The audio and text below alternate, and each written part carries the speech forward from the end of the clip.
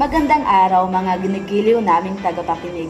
Magandang araw mga minamahal naming mag-aaral sa ikasyam na baitang. Ako pong muli ang inyong makakasama, Ma'am Rhea O. Malyari, upang talakayin ang ating bagong aralin. Binabati ko kayo dahil matyagaan niyong natapos ang unang markahan. Halina't samahan niyo ako upang talakayin ang ating bagong aralin sa unang module sa ikalawang markahan. Natiyak na inyong magugustuhan at kapupulutan ng maraming kaalaman. Gramatika, punemang suprasegmental. Mga layunin. Natutukoy ang kahulugan ng mga salita gamit ang mga punemang suprasegmental.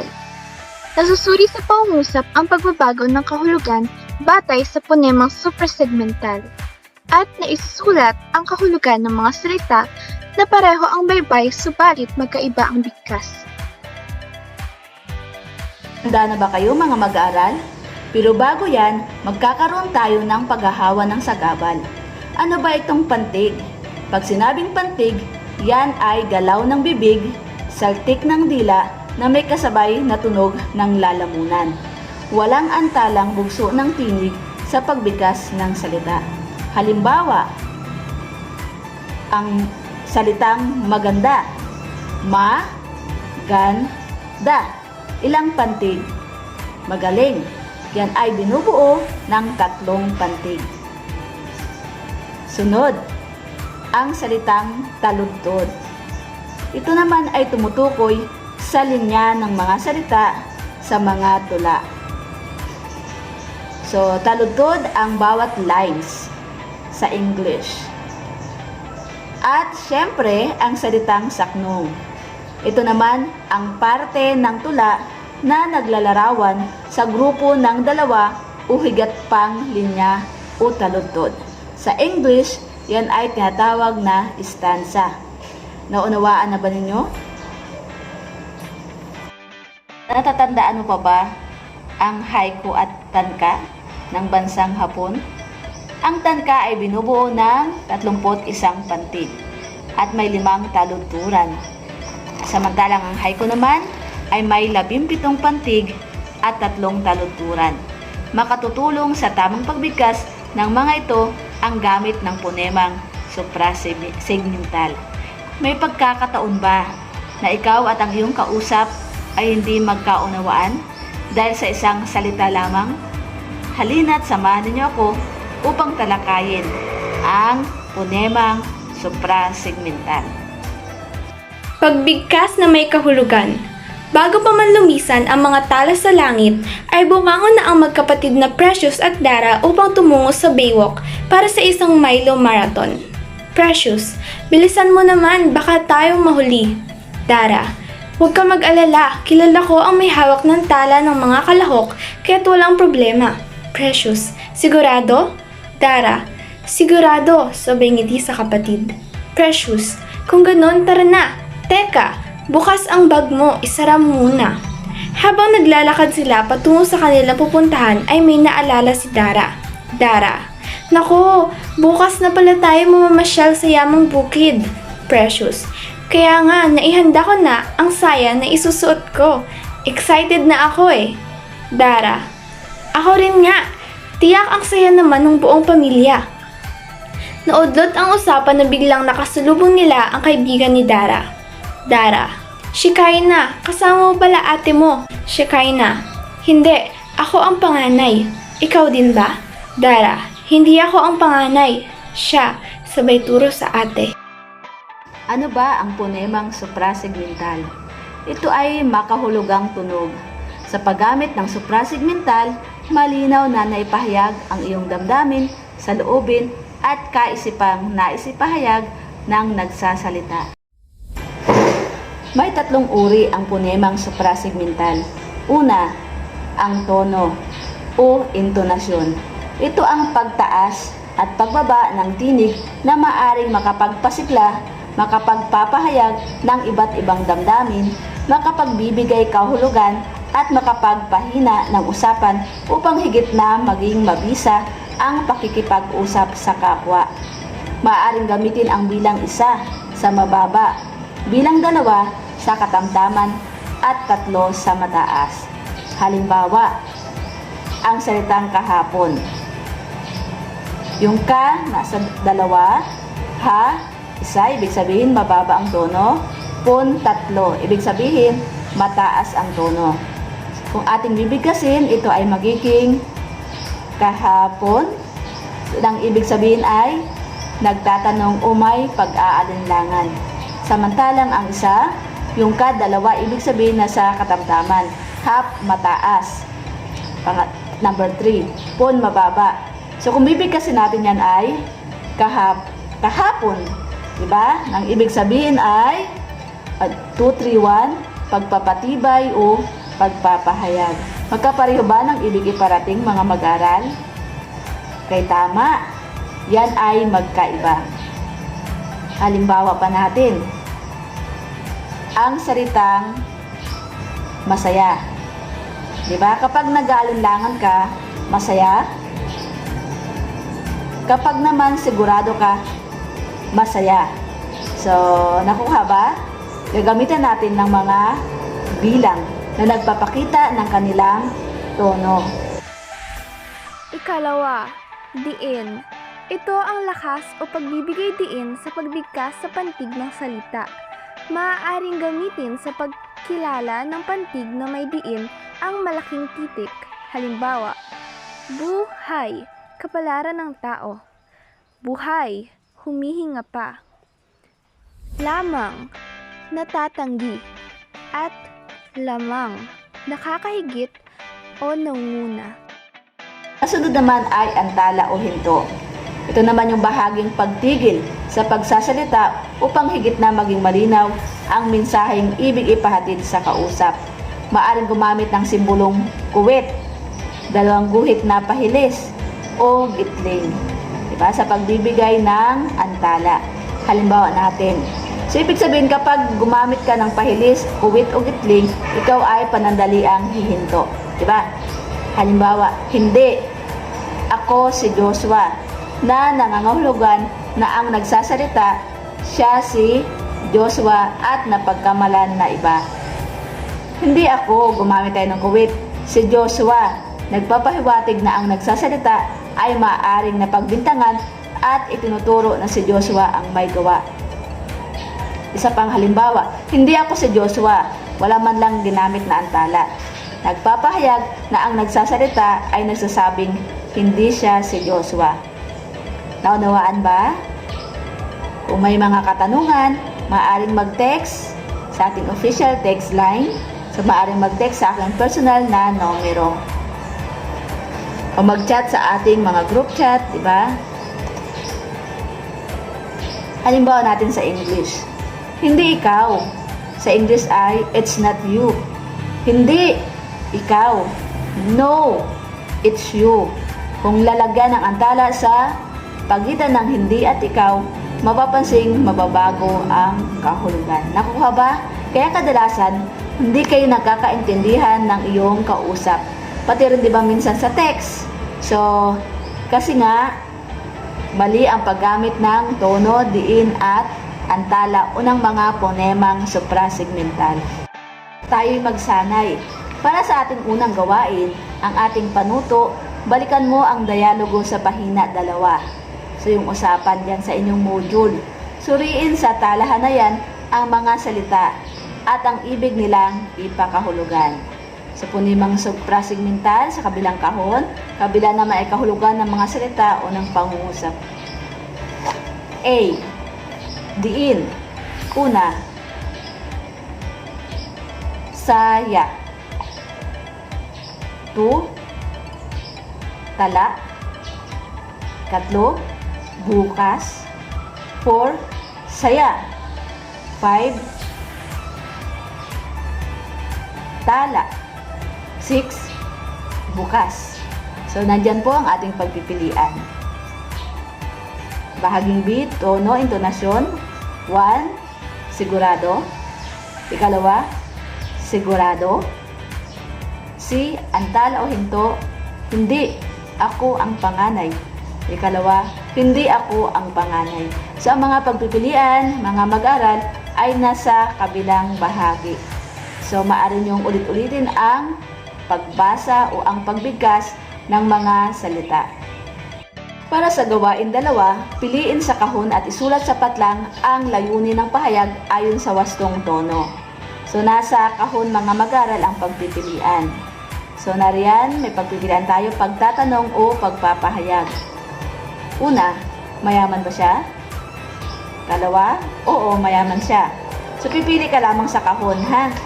Okay, ikalawang bilang, wow, magaling ka talagang sumayaw. Magaling ka nga ba talaga? Ikatlo, lumisan na ba ang mga bisita? Ang mga bisita ay lumisan na. So, pumili lamang sa kahon at isulat sa patlang ay inyong mga sagot. At para sa ating reflektibong tanong, so sagutan nito mga mag-aaral ha, ito ang hahanapin ko sa inyong mga sagutang papel. So, paano nagiging kawili-wiling pakinggan ang isang pahayag kapag ito'y ginagamitan ng mga ponemang suprasegmental? Bibigyan ko po yan ng 5 puntos. Paano nga ba? Isulat yan sa inyong sagutang papel. Sa ating pagyamanin, piliin at bilugan o isulat ang titik ng sumusunod na pangusap ayon sa pagkakaiba ng kahulugan sa paggamit ng hinto at intonasyon.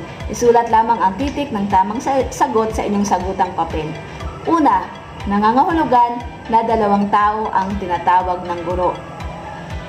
A. Jose Cruz ang tawag ng guro. B. Jose Cruz ang tawag ng guro. Ang tamang sagot ay magaling. Titik B. Ikalawa, nais ng nagsasalita na ilagay malapit sa kanya ang salamin. Saan dyan ang tamang sagot? Magaling. Ang tamang sagot ay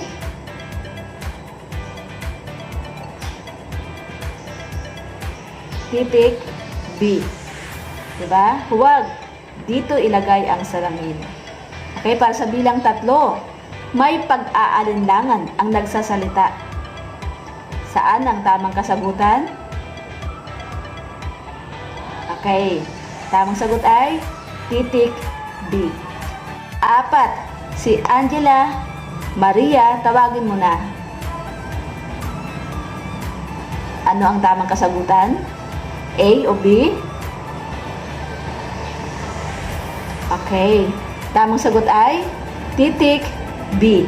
2 ang pangalan na binabanggit. Para sa 5 bilang, saan nararapat lagyan ng bantas na ipinakikilala niya ang tatay niya? A ba o B?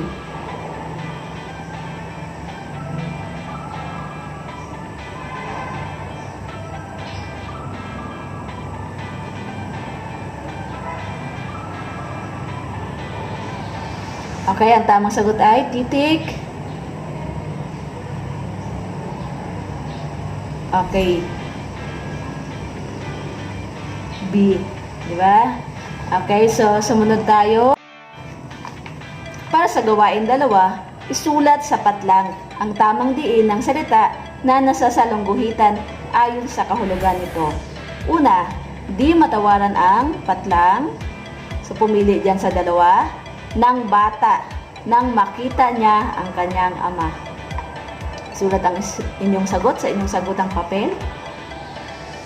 Ang tamang sagot ay